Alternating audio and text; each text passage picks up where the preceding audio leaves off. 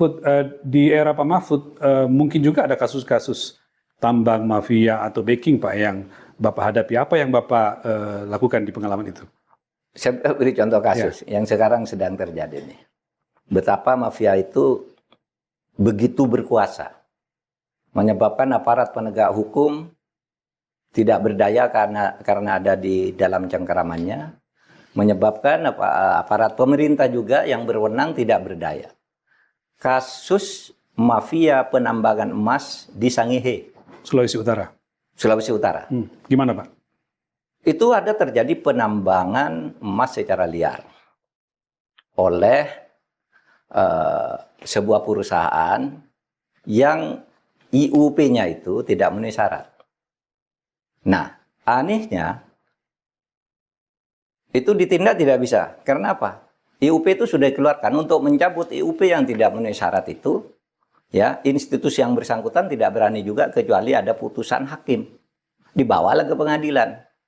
Nah, bulan Februari ini, Mas. Bulan Februari tahun 2022 ada putusan pengadilan bahwa IUP penambangan emas di Sangihe itu harus dicabut. Ini putusan Mahkamah Agung bulan Februari 2022. 2022. Ya. Pertengahan, pada bulan Juni tahun 2023, saya mendapat laporan terjadi penambangan emas di Sangihe. Pemerintahnya diam, Kodemnya diam, polisinya diam semua. Loh. Kenapa? Ceritanya itu kan sudah dibatalkan oleh Mahkamah Agung. Lalu alasannya dibatalkan, tapi belum dicabut oleh Kementerian ISDM. Yeah. Nah, saya panggil nih Kementerian ISDM, saya panggil nih, sidang resmi, banyak yang hadir. Pak Menteri hadir? Bukan, dirjennya. Dirjennya, oke, salon satu. Dirjen, Biro Hukum datang. Ini penambangan emas liar ini sudah berlangsung bertahun-tahun dan berlanjut bertambah 1,5 tahun sejak ada putusan putusan MA agar IUP itu dibatalkan, dicabut. Karena Menteri SDM belum mengeluarkan surat pencabutan. Setelah 1,5 tahun, Mahkamah Agung memutuskan itu. Februari 2022, Juni 2023 masuk ke kantor saya bahwa penambangan liar masih terjadi banyak. Saya ngirim tim ke sana, ngirim tim dari Polhukam. Iya, bintang 2 orang ditambah beberapa orang.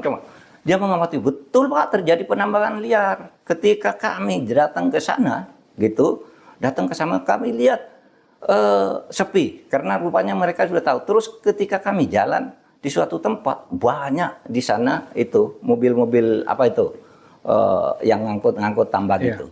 Yang menguruk tanah. Yang menguruk tanah dan sebagainya. Pak banyak, tunjukkan fotonya ke saya. Artinya apa? Begitu kami keluar dari sana besoknya sudah dapat laporan lagi. Ini sudah beroperasi lagi. Bapak pulang beroperasi lagi. Terus itu saya panggil ke kantor. Kenapa? Sudah 1,5 tahun kok belum dikeluarkan. Lalu Biro Hukumnya tuh katakan gitu. Oh iya Pak, ini sudah selesai kok. Besok masuk nih ke meja Pak Menteri SDM. Kami kira-kira paling seminggu udah keluar. 2 minggu enggak keluar. Ya, 2 minggu enggak keluar. Saya suruh tanya. Coba tanya tuh ke Biro Hukum. Katanya seminggu mau keluar tuh surat pencabutan tuh operasi penambangan liarnya tuh masih berjalan loh. Saya bilang. Coba tanya ke sana. Lalu apa jawaban Biro Hukum itu? Jawabannya nih, Pak, sekarang untuk pencabutan IUP itu menjadi kewenangan Menteri Investasi. Menteri Bahlil. Iya. Jadi ini sudah dikirim ke Menteri Investasi, tapi Menteri Investasi belum mau tanda tangan. Saya telepon Bahlil. Bahlil kan junior saya. Mas Bahlil. Junior di Kahmi ya? Iya di Kahmi, di HMI. Mas Bahlil, itu Anda tuh ada putusan Mahkamah Agung untuk pencabutan IUP. Itu nunggu Anda tanda tangan. Terus dia bilang, Abang dah katanya. Bilang abang ke saya. Yeah. Abang dah, kalau itu ada, hari ini juga saya tanda tangan nih. Katanya. Nggak mungkin saya menunda itu. Terus habis itu saya telepon lagi beberapa jam. Ada enggak di mejamu? Enggak ada, sudah saya urus. Enggak ada masuk ke tempat kami. Berarti masih di SDM. Saya telepon Pak Arifin Tasrif. Arifin Tasrif. Menteri SDM ya. SDM. Pak ini ada ke situ. Ya kami cek. Lalu saya ketemu di forum KTT ASEAN. Pak Arifin gimana Pak itu? soal pencabutan IUP itu. Ya Pak, sudah saya periksa, ternyata bawahan saya yang salah. Dia bilang, sudah di meja saya, enggak pernah ada di meja saya, malah saya enggak tahu ada kasus itu, katanya. Dan sekarang juga sudah saya tanda tangani. Dia bilang, Kalau kata Pak Menteri SDM. Pak Menteri, ketika bicara dengan saya, coba bayangkan, harus sampai begitu Sampai untuk begitu, melaksanakan putusan pengadilan, sementara penambangan liar berjalan. Iya. Jadi dikeluarkan oleh Pak, kalau tidak salah tanggal 4, 5, atau 6 September gitu. Pokoknya saat KTT ASEAN. Dan akhirnya dihentikan, Pak. Nah, yang sekarang ini saya tidak tahu sesudah itu. Mestinya kan dulu pejabat-pejabat di daerah itu ditanya, kenapa ini kok masih berjalan? Belum ada surat pencabutannya dari menteri. Nah, ini sudah keluar.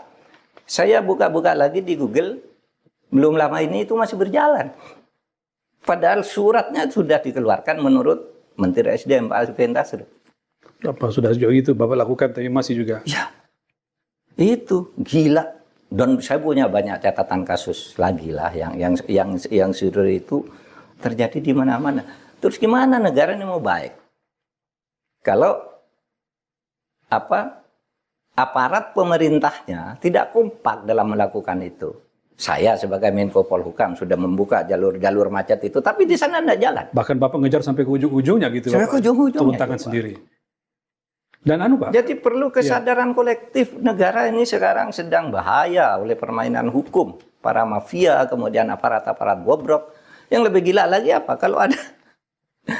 Kalau ada misalnya kasus, saya pernah ada kasus. Orang tidak bersalah, ditetapkan, disidik, dijadikan tersangka penyidikan. Saya panggil satu-satu. Tidak salah orang ini. Tidak salah orang ini. Oleh sebab itu, saya putuskan, saya ngirim orang untuk ke sana, untuk memeriksa. Ya, kirimlah pejabat ke sana, ke daerah itu. Begitu pejabat ini sampai, ketemu dengan kantor kejaksaan, itu, apa yang terjadi? Pak, tidak bisa lagi nih Pak. Dibatalkan. Pertama, pejabat dulu yang menetapkan udah pindah kemana. Yang kedua, ini baru saja dilimpahkan ke pengadilan sehingga kami tidak bisa narik lagi. Oleh sebab itu Bapak nunggu putusan pengadilan aja katanya. Ini sudah urusan hakim ini. Oh, ini yang kasus terjadi pada sebuah rektor PTN Pak ya? Itu juga kasus tambang juga. Sama tambang juga. Di Sulawesi Utara. Yang kasus rektor Bali juga begitu. Tidak ada salahnya, tidak ada apa, sudah ikut putusan itu, tersangka. Begitu saya datang ke sana siangnya, paginya udah masuk. Dari kejaksaan ke pengadilan. Sudah dilimpahkan, saya mau memeriksa ini, saya bilang. Pak, tidak bisa lagi Pak. Tadi udah masuk. Jadi ke pengadilan. Kalau pengadilan, Bapak tidak bisa membatalkan lagi. Nunggu putusan pengadilan. Akhirnya sekarang bebaskan. Karena memang tidak ada salahnya, ditersangkakan.